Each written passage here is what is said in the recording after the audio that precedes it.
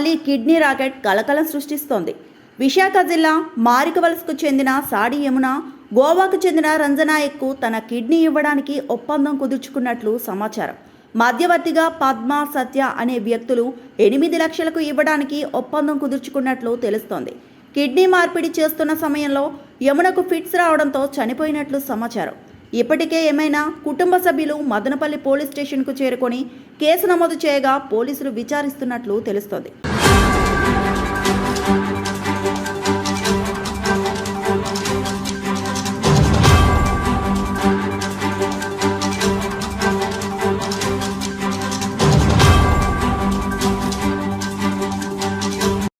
ఏపీలో మళ్లీ kidney racket కలకలం సృష్టిస్తోంది.